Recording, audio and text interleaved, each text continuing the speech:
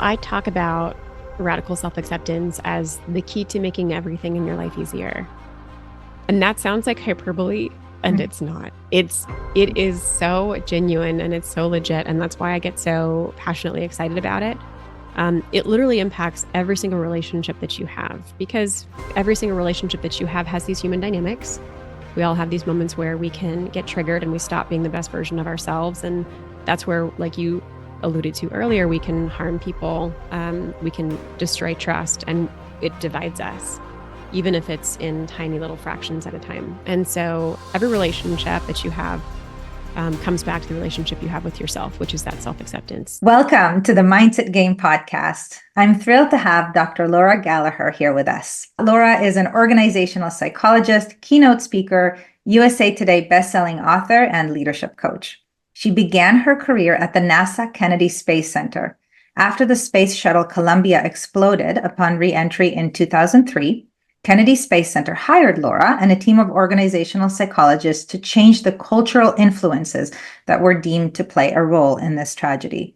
She worked for 8 years with NASA to positively influence the culture, develop leadership capacity, and improve organizational performance at Kennedy Space Center. She was also hired by Walt Disney Parks and Resorts to help manage radical changes with their performance management process and philosophy. Laura's company, Gallaher Edge, applies the science of human behavior to organization so they can get the edge achieved together and enjoy the journey. And I know you help executive teams have conversations that they didn't even know they needed to have. And you know, we both kind of share this understanding that organizations are just people, and that's the essence of change management. So I know that you do a lot of work with teams, not only to help them put their people first, also to really help with what we call self-acceptance. I know what you call radical self-acceptance, and that just really touched my heart. And super excited for our audience to learn even more about that. So welcome to the show. Thank you so much for having me. Well, let's start with what is radical self-acceptance? So self-acceptance, in most simple terms, is being okay with yourself exactly as you are right now without changing a thing. And that includes not only being okay with your flaws and your imperfections, but also being willing to honor your strengths and your talents. And the word radical is there because, sadly, self-acceptance is somewhat radical in these times. It is fairly unusual for people to actually have a very positive relationship with themselves where they are not beating themselves up or having that raging inner critic going on in their mind, or the ability to accept compliments, for example.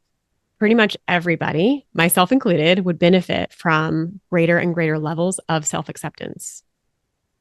Absolutely. And I think that this is really at the core of many of the issues that we see manifested at the process, strategy, level in organizations. The foundational, the core root of the issue is oftentimes individual self-acceptance, because when we have that, we're less likely to respond in reactive ways or to, create disconnection. Absolutely. So on. So tell us a little bit more about your own personal story. Like, how did you get interested in radical self-acceptance? What was your journey like? So you mentioned my experience working with NASA following the Columbia accident. And one of the key factors that we were working on there was psychological safety. And I assume you're at least familiar with that, berated psychological safety. It's so funny. I feel like it's gone through these waves of being really popular and people have heard of it, and then it disappears and then it comes back. But it was coined by Amy Edmondson in 1999. And it really refers to the environment or the culture that's created in an organization, meaning how expensive does it feel to be yourself? Is there a cost to showing up authentically? And examples of that can be anything from truly talking about something about who you are in your life, but even more relevant, am I willing to disagree, especially with somebody who has more power? Am I willing to give constructive feedback?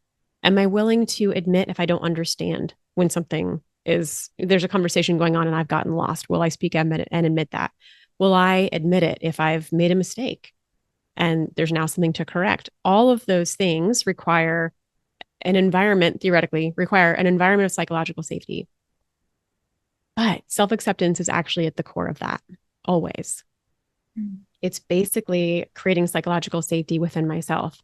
Am I okay with me if I've made a mistake? Am I okay with how I might feel if I have discomfort after disagreeing with a boss? Can I cope with that? And so when I was working with NASA on psychological safety, I think I was doing a good job. Like I'd built a great reputation inside the organization with my internal clients. But we did a lot of 360s. I'm not a huge advocate for them anymore in that same format, but there was one 360 that I will never forget where I still got really great feedback from my leaders and from the customers that I worked with internally, and even mostly my peers. But I had been promoted really quickly. And so I was in a leadership role at a fairly young age. And I got feedback on that 360 that at least a couple people in my group felt that I would sometimes intellectually bully them. That was the worst, Vered. It was the worst. Like, oof, I can still feel like that visceral reaction that I had, just kind of feeling so horrified. And so what stood out to me so much is that, I was hired to help these leaders create psychological safety in their organizations, but I myself had blind spots and self-deception where I wasn't fully creating enough psychological safety on my own team. And it was just this huge light bulb moment for me, this painful learning moment that it's not enough to just know the concepts. There are hidden aspects about my relationship with myself, places where I don't have enough self-acceptance that is causing, like you were saying, Vered, these moments where I'm being more reactive instead of responsive, right? I'm responding with defensive behavior, not realizing that's what I'm doing. And it's having a negative impact on the culture of my team. So when I realized that and I went through that experience, I was like, okay, there's something very real here. And I want to be student number one. I want to better understand what are the things that I hide from myself about how I really feel internally, surface as much of that as I can, and work to practice as much self-acceptance as possible, because that is how we can actually show up as really effective leaders for other people. Thank you so much for sharing that story, because I can certainly say for myself, and I can only imagine for others as well, that there are moments where we either get feedback, as you did, that kind of alarm us as to some blind spots that we didn't even know we had that are harming other people. And that, of course, is not at all aligned with what we intend, or that we intuit, we know that there are parts of ourselves that we don't accept, that we may even to the point of like hate or want to, push away. And the ability to accept us as we are is, the word that's coming up, thanks to you, is radical. It is something that is very loving to do. And it comes with an understanding that all of these different parts of us, including the parts that we may not appreciate in any moment, are there to serve a purpose for us. So can you share with us a little bit more about like why radical self-acceptance is important in our world, especially in today's world, and of course, afterwards, what we can do if we're not there yet? Yeah. So I talk about radical self-acceptance as the key to making everything in your life easier.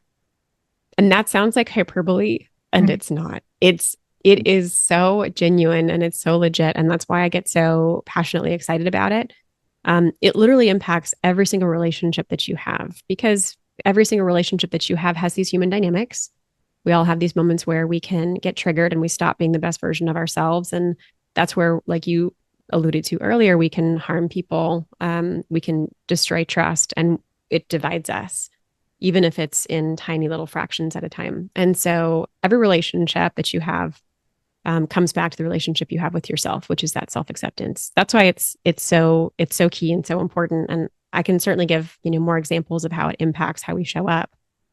But as far as what to do about it, you're already pulling on something, Vera, that I think is really valuable and really important, which is the different parts of ourselves. So you're somebody who's done a lot of work, but I will ask you in maybe more past tense, have you historically had the experience of an inner critic? Absolutely. I still do. I still Yeah. do too. Oh my gosh. she, he, right? They show up Yeah. regularly. Yeah. Yes. Okay. All visitors. Absolutely. Yeah. And I have my inner critic, and she was so loud. She was so loud.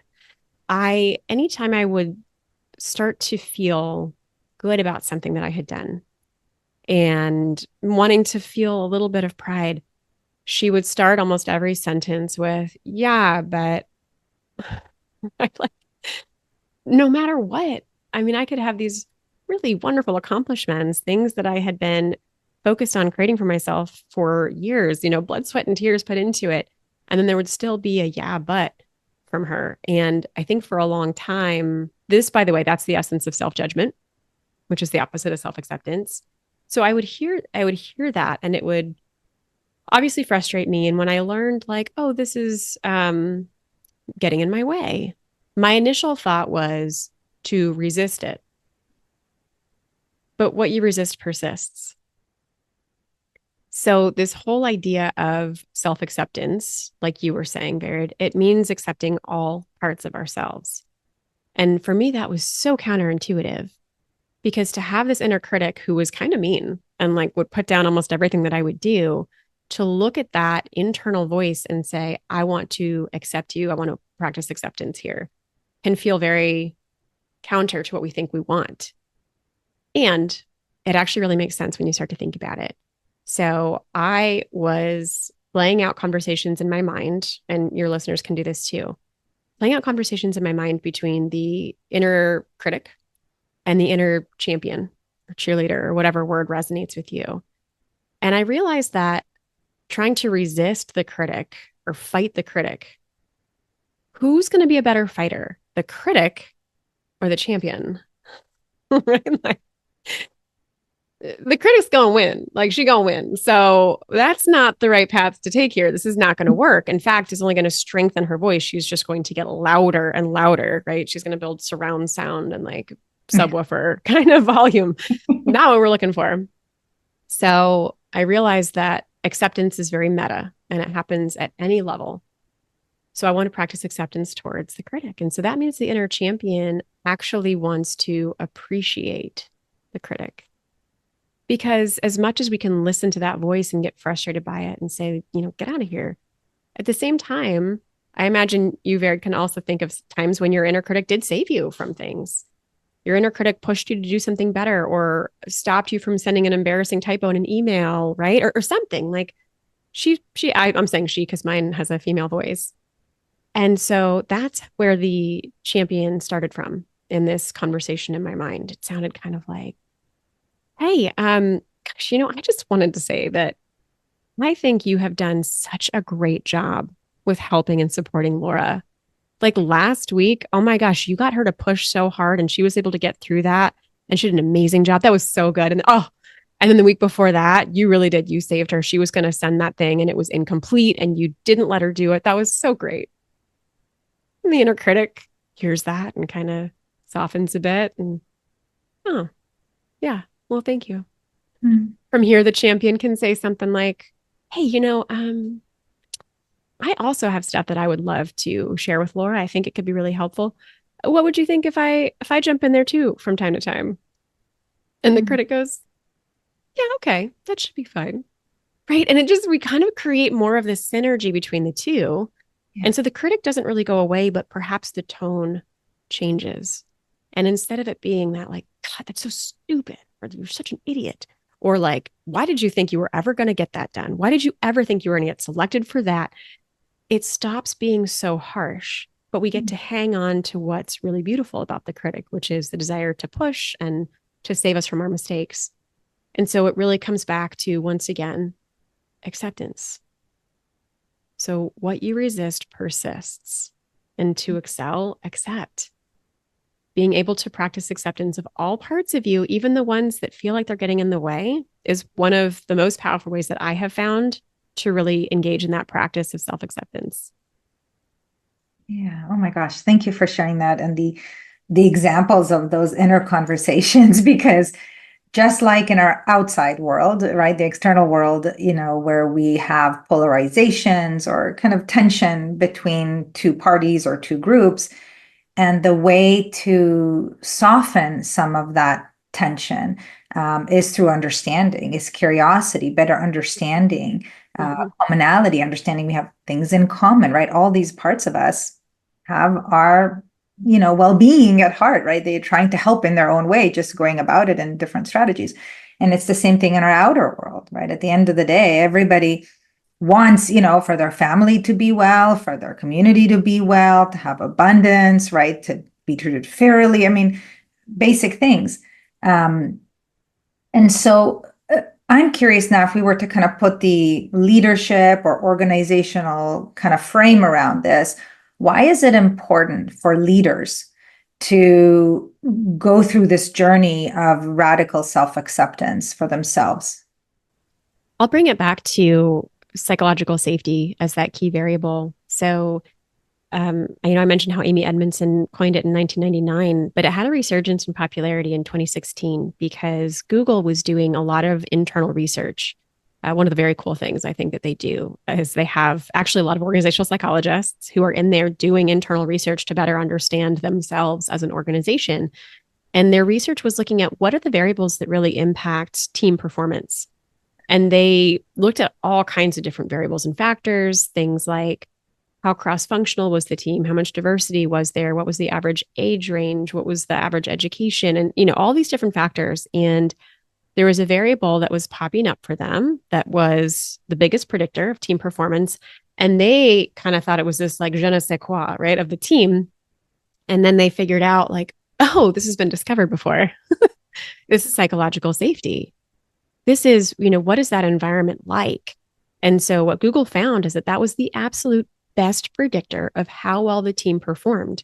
And it mattered more than how much experience people had. It mattered more than the education level they had. It really came down to that dynamic. And so for a leader, any leaders out there, your ability to create that environment of psychological safety is the best thing that you can do for your team's performance because it's going to enable all kinds of conversations, including, do we have the right people on the team? Do we have competence gaps here? How confident are you in this strategy that you're putting forward? All of those really important conversations that we know we need to have in order to help businesses be successful are dependent on our ability to talk about the things we normally avoid. Like if there's somebody at the table and we're going, why is this person here? I'm not sure if they're really contributing. Most people would never have that conversation. They're like, oh, that's rude. That's crazy. We could never do that. But when you as a leader are creating psychological safety, that person's more likely to actually self-identify. They're actually more likely to say, you know what, I'm not sure if I'm the right person to answer this. I'm noticing that there's a whole lot coming up here, and I don't know if I can contribute in the ways that y'all are really looking for. That's the most beautiful thing. And it's sadly rare that people have that degree of self-acceptance to speak up. But creating the psychological safety as a leader is going to always come back to you first and foremost and your own level of self-acceptance. Because I want to go back to my story for a second. When I was talking about, people saying that I would bully them intellectually, I don't know what image, your listeners might have of me, but there was no part of me that was standing over them, hands on my hips and like talking down at them and like wagging my finger. And like, I wasn't doing anything crazy like that. What was happening is I felt like we were just engaging in regular discourse, but I was unaware that minor little defense mechanisms were popping up. It was affecting micro expressions in my face. It was affecting the tone of voice that I was using. It was affecting the choice of words that I would use. Even literally the pace at which I was speaking would be impacted subconsciously by these areas where I had self-acceptance gaps. And so psychological safety on my team wasn't as high as it could have been because I didn't have high enough self-acceptance to maintain awareness of how I was showing up. And so that's why it matters so much in the organizational context. And it was key for the reason why NASA lost Columbia is because they ultimately had people that they would speak up about their concerns, but only to a point. And it's a much more detailed thing than what I have time to go into today. But we wrote the book about helping people understand how many factors can impact an organization's culture that really gets in the way of people doing what's actually in the best interest of the company. But they're not doing it consciously. It's the self-deception piece that gets in the way. So I'll pause there because I could just keep rambling on it. You're not rambling at all. This is fantastic. And I think that every leader needs to hear this because they have a certain responsibility, first and foremost, for their own inner system to create harmony and for their own health. And secondly, for the energy that they radiate out, because when there's inner tension, let's call it unhealthy inner tension, right? We might call inner polarization. So it's not just a natural tension of, part of me this and a part of me this, but there's active, tension where we experience negative emotions and this kind of thing. Usually that means that there's something to look at. There's something for us to learn. There's something for us to evolve. Yes. Through some lesson. And if we don't get that lesson by pausing and gaining self-awareness and really listening to these parts of us, we may be missing out on something. And the cost of that is not only our own health and well-being, it's also, again, what is unconsciously, right, as you described, being radiated out to our teams. And yes, of course, body language and tone of voice and words are part of that. And there's also underneath that the energetics of communication, right? Literally the vibration that is radiated out of our heart 360 degrees that other people's nervous systems are picking up on. And then that energy impacts how they think, right? Do I trust Laura? Not trust? Do I trust a change? Not trust a change? And same thing, right? Yeah. So first of all, I want to honor you for when you got that feedback for kind of pausing to and rather than kind of push it away or get defensive, to be like, wow, right? To accept it and say, what can I do about that? What is there to learn here? Because the whole idea here is not about, for anybody listening, there's no fault or judgment or anything like that. It's really just a journey of learning, right? Our absolutely, school, our lifetimes, earth school, so to speak, that is here to guide us. And I think also on the Google study, I think that was such a really good example that you brought up around that research. And one of the things that they found out, as you know, is that the equal airtime is really key. We need to make sure everybody's being heard and accepted. Yes, validated, even if we may not be able to, apply all of the feedback, at the very least, respect it and let it be heard. Yeah. Amazing. I love that so much. There's so much about what you just said that I am geeking out on. We talk so much about, facial expression and tone and all that because it's so relatable, but it is absolutely the vibration and the energy underneath and that frequency. And even people that are maybe newer to that, they understand like the vibe, right? That sort of feeling that you have. So it's critically important. And for the leaders out there too, that are, if you're human, then you're thinking, oh gosh, I am not probably creating that environment for my team as consistently as I could. Congratulations on being normal and human. That's okay. As hard as I did work and as much as I was able to create meaningful shifts after getting that feedback, it is a journey. And I literally got the word journey tattooed on my wrist about 5.5 years ago because I had strong perfectionist tendencies. I think a lot of high achievers have strong perfectionist tendencies, which is a huge sign of low self-acceptance, actually. And I kept thinking that one thing that I had learned would suddenly be the magic that would make me all better. And to continuously learn some of the same lessons over and over, but like with more depth, was very humbling for me at first. Until it, and this is a mindset that you were referring to, Vera, to just have the idea that this is a lifelong earth school. I love that so much. This is a lifelong earth school. I am here to learn. That is what I am here for. My identity is not to be right, get it right. My identity is I am here to learn. And there's never going to be a point where I'm going to get this much done, hit this much revenue, get this level of promotion, and all of a sudden be like, you know what? I think I'm good. Like that's not going to happen. Anybody listening to this podcast, that's not going to happen. If you're listening to this podcast, you are somebody that always wants to learn and grow and better yourself. So the fact that you have things about yourself that you want to grow and improve upon is no good reason to not accept yourself right now. And that's often the fallacy. There are so many misunderstandings about self-acceptance that prevent people from even going down that path. And I'd love to share one of my favorite quotes about this from Dr. Robert Holden. There is no amount of self-improvement that will ever make up for a lack of self-acceptance. It's a totally different dimension. Yeah, because one is here and one is here. Yeah. I'm pointing to my head and my heart. Got the heart, yeah. You know what, though? I bet everybody listening could feel intuitively even where you were pointing as you said that. So there's no amount of self-improvement that will ever make up for a lack of self-acceptance. That means it's a different focus. And it also means that self-improvement is not the opposite of self-acceptance. So this is often what people fear. They go, if I accept myself, won't I just become complacent? And so I want you to think of it as a really simple 2x2, where you've got self-acceptance on the horizontal line and you've got self-improvement on the vertical line, and you can be high or low on either. So if I'm high self-acceptance and low self-improvement, yes, then I am complacent. But I can choose to be high on self-acceptance and high on self-improvement, which is where we have a very, very healthy self-concept. And I even have a free quiz too, if any of your listeners want to figure out where they are on that matrix. It's called, just go to selfacceptancequiz.com and fill that out, and you can figure out where are you. And it's right now, Vered, not where are you forever and ever. This is not meant to pigeonhole you, but in this moment, as you complete this, where do you fall in this very simple 2x2?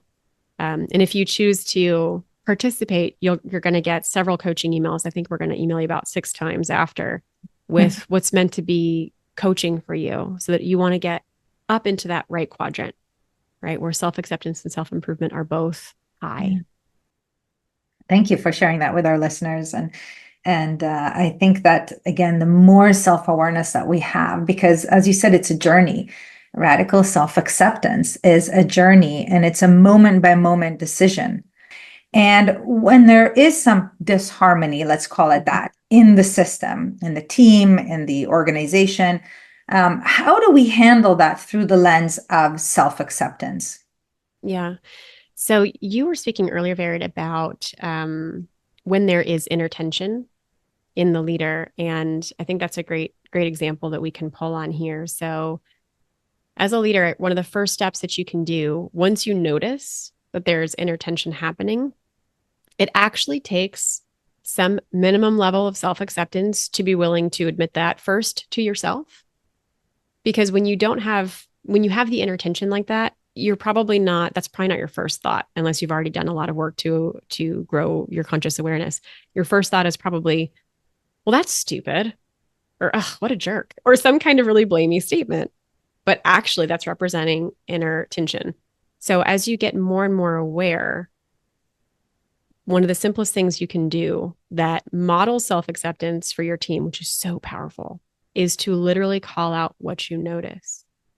And so you can simply say, I notice I'm experiencing some inner tension around this, if that resonates with you. Or one of our clients developed this habit of saying, I notice I'm having a physiological reaction to that, because she didn't know exactly what she was thinking, or she had a thought that she could identify as an unconscious thought that was, blaming, not useful to share out loud.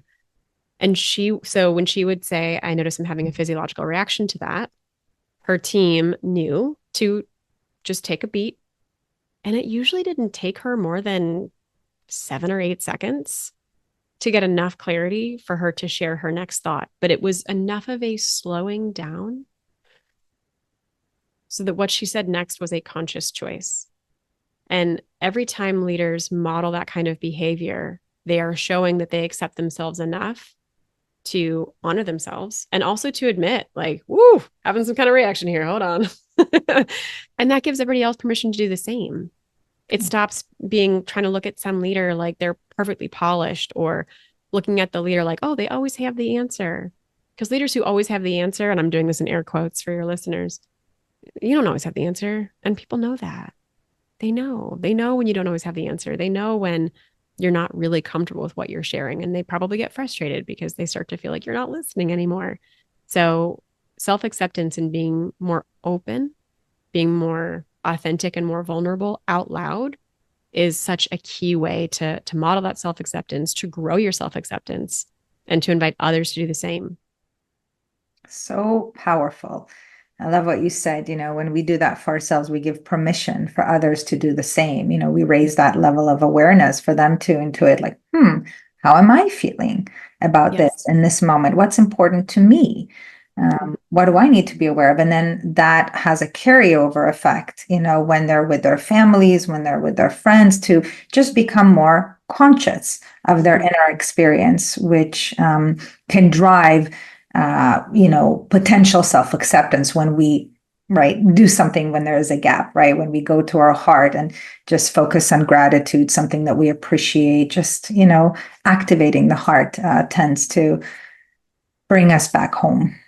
Yeah. And acceptance is so wonderfully meta, because I love what you're saying. And I'm often able to get there. I'm often able to lean into curiosity or lean into gratitude. And there are times where I'm like, ooh, where is it? I don't know. And I can feel like my heart more hardened over. I can feel the walls up. And the crazy thing is, being accepting of this is where I am right now is actually one of the best ways to invite a thawing, right, of that ice. And so literally at any point, you can bring acceptance into exactly wherever you are. Even if I notice that I am resisting and I'm stuck in a blame cycle and my walls are up and I'm not practicing gratitude and I'm not getting curious, and I'm like, oh, I know I should be getting curious. Like I can just beat up on myself anywhere, but there's no point at which bringing acceptance in doesn't change the game. Yeah. So this is why it's so important just to realize that we're not alone when you get stuck. Like I want to make sure your listeners don't think that I'm like, oh, and then just accept yourself. Like, it's work, man. It's work. And so practice acceptance for wherever you are. And that can be the catalyst to actually move you in the direction that you want to go. Yeah. They say, as above, so below, as below, so above. And, our inner world tends to get projected out into our outer world. So if there's inner discord or lack of self-acceptance, that tends to create some outer discord in our life. And I love that invitation to kind of go in and notice what is it that we are feeling, because just as people want to be heard and seen and validated and accepted and appreciated and so on, so do the inner parts of us. So just pausing and just like you said with your client, right? There's something that I'm feeling uncomfortable about, or, there's something happening, even if we can't quite name it in the moment. That pause is just a real opportunity to get curious and to get more understanding so that we can evolve and learn what we need to learn. So I'm like just hugging every part of you right now and just loving you, and so grateful that you're doing what you're doing in our world. We need loads of radical self-acceptance, and that truly is the pathway to greater peace in our planet. So thank you for that. Absolutely. Thank you. How can people learn even more about you, about your organization, Gallaher Edge? Yeah. So, well, if you do the self-acceptance quiz, which is just selfacceptancequiz.com, then we're going to be connected via email. And I would love to hear from you. So please take the assessment. It's really short. It's only going to take about maybe 3 or 4 minutes of your time. But then I want to know, what do you think and what do you want help with? And how can I help make this real? So you'll have my email right away. I also love to post on LinkedIn. I'm posting almost every day, and I would love to have conversations there as well. So you can find me, Laura Gallaher. It is Gallaher, not Gallagher, which is, about 4 times as common. But yeah, find me on LinkedIn and I would love to connect with you. We love working with really forward-thinking individuals, those high achievers who still want to achieve a lot, but they want to feel different in that journey. Those are our people. Wonderful. And they deserve to. Yes. We all deserve to. So thank you again. Really, all my love. And keep doing the amazing work that you're doing. Thank you so much for having me. Hey, game changers. I hope you loved this episode with Dr. Laura Gallaher. She is such a beautiful human being, and I really appreciated the research that she does and her work with people on building that radical self-acceptance. That is at the root of our peace of mind, our freedom, if you will, mental, emotional freedom, and of course, great leadership and building great cultures. So it all starts with radical self-acceptance. If you want to learn even more about this and how to build even more inner resilience, check out episode 185 with Dr. Robert Brooks. I think you will enjoy that too. So all my love. Thank you so much for continuing to grow and to learn. If you haven't already subscribed, please do so. And bye for now.